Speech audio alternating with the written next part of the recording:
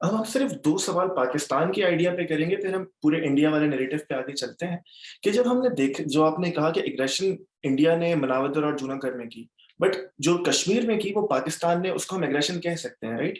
इसी तरह 1965 की वॉर में जब हम देखते हैं कि ये बात होती है कि भुट्टो साहब ने ये तमाम चीज प्लान की थी कि हम वहां चले जाएंगे, और ये इंसाइट नहीं किया था कि इंटरनेशनल बॉर्डर वायोलेट हो जाएगा। और फिर कारगिल वाला मामला, हमारे कम से कम इन 3 आर्म्ड इनिशिएटिव्स ने मामला खराब किया। मामला तो खराब किया है, but given the significance of Pakistan in the overall situation, जो इंडिया ने किया है कश्मीर, उसको तो कोई आग भी नहीं, हम उस पर बात करेंगे। India has really made a royal mess of it. Pakistan ने जो किया है वो हिस्टोरिक कॉन्टेक्स्ट में अगर मैं आपको दिखाऊं कि 1947 में sending the tribals or encouraging the tribals to go is when you, आपके पास कोई और ऑप्शन नहीं था. That brought you 1/3. So उस लिहाज से आप कह सकते हैं कि कुछ तो मिला. फिर आप 65 में जिस वजह से ये किया गया, एक वजह तो मैं बात करती हूँ, ये भी हो सकती है कि जो उनको बताया गया अयूब खान को, अगर आपने अभी ना किया तो with the 62 war, China, I mean, Indo-China, Sino-Indian war, India will, by leaps and bounds, improve its military prowess. This is your opportunity. That was a fiasco. वो नहीं हुआ. फिर the Kargil war was a testing of the, I mean, it was partly Siachen related, and the predicament of the special services, I mean the services group, I think 84 में हुआ था, जो बहुत मारे गए थे. उसमें वो ताल्लुक जरूर था सोच में, but it was really testing the nuclear, once that the nuclear option had, I mean, you know, international border को अब कौन आएगा, because that will result in a nuclear. So I think that was what was being attempted. As you know from Naseem Zahira's excellent book, it was literally a handful and it was kept secret, and that's shocking. Okay, इतनी बड़ी चीज कर सकते हैं और मुल्क को इतना करीब ला सकते हैं with a nuclear exchange. So I think that is the lesson that, again, उस पे बात नहीं हुई और ज़्यादा हो नहीं सकती, क्योंकि फिर फौज को पसंद नहीं आती ये बात. फौज जो चाहती है वही करती है, और इसलिए इसी लिहाज से सब सोच पाकिस्तान में खत्म हो गई.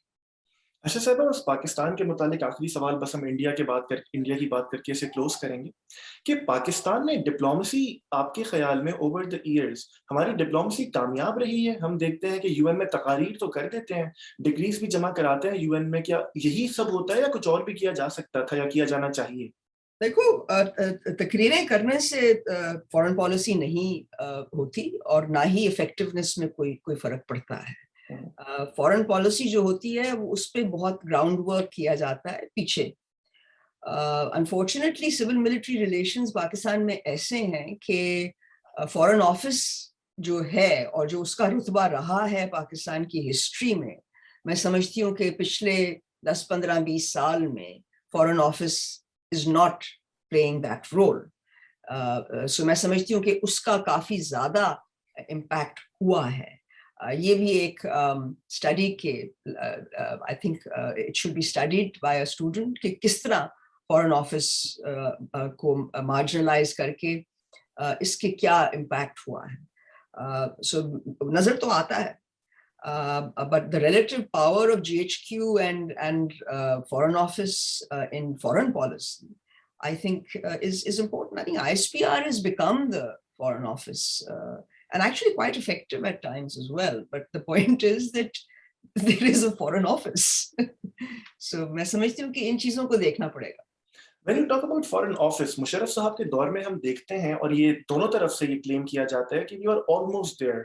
हम कोई ना कोई सॉल्यूशन की तरफ थे, लेकिन फिर वो मुंबई और तमाम मामला हो गया, लॉयर्स मूवमेंट हो गई, मुशर्रफ साहब चले गए, डीरेल हो गया मामला. तो क्या था आपके ख्याल में? क्या था? यही था ना कि हम बॉर्डर्स को पोरस कर देंगे.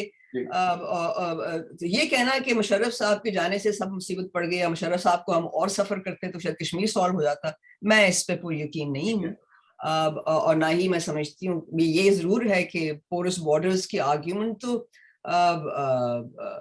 मनमोहन सिंह ने सबसे अच्छी बात कही थी कि we can't change the borders, but we can make them irrelevant. उससे बेहतर बात तो शायद किसी भी सियासतदान ने 70 साल से ज्यादा हो गए हैं नहीं की. 75th ईयर है ये. سو میں سمجھتی ہوں کہ کوئی خاص بات نہیں تھی, پولیٹیکل ول کی بات ضرور تھی. اور راشد صاحب اس میں کشمیریوں کی کچھ غلطی ہے کیونکہ یاسین اور یہ تمام لوگ آن ریکارڈ. کشمیریوں کی کوئی غلطی نہیں ہے, کشمیریوں کے ساتھ تو بہت ظلم ہوا. نہیں, میں صرف سوال پٹ کر لوں کہ وہ کہتے ہیں کہ میں ان کو دیکھ رہا تھا آج کی عدالت غالباً انڈیا کا ایک پروگرام ہے, تو انہوں نے خود آ کے کہا کہ یہ ہماری غلطی ہے, ہمیں آرمز موومنٹ نہیں کرنی چاہیے تھی, ہمیں الٹیمیٹلی اپنا معاملہ کرنا چاہیے تھا. پھر ہم دیکھتے ہیں کہ لیٹ 90s میں جس طرح کشمیری پنڈتس کو وہاں سے نکلنا پڑا, تو اب میں انڈیا کے جو بڑے لوگ ہیں سنجے دکشت صاحب اور تمام, وہ انہی دو چیزوں کو بنیاد بنا کے کہتے ہیں کہ اب ان کا کوئی حق نہیں رہا. تو کچھ کشمیریوں نے بھی غلطی کی.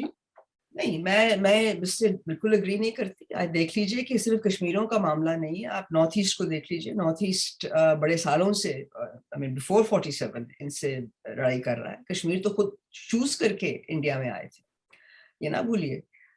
مگر میں یہ بھی کہوں گی کہ آپ نے پتہ نہیں کہاں پر یاسین کو سنا ہے. یاسین آیا تھا یہاں پر 9/11 کے بالکل بعد, فلیشر اسکول میں نے اس کو بلایا تھا اور اس سے میں نے سوال کیا تھا, so have you given up the gun? So he said, no, I don't. I mean, I have personally, but I do not recommend to the Kashmiris to give up the gun. And he gave the example of the Mizos, the Nagas, کہ گن دے دو تو کچھ بھی نہیں رہتا. اور اس کے بعد میں صرف ایک اور ایگزامپل بھی دے سکتی ہوں کہ میں کشمیر میں تھی اور لال چوک پہ حملہ ہوا تھا فدائین کا.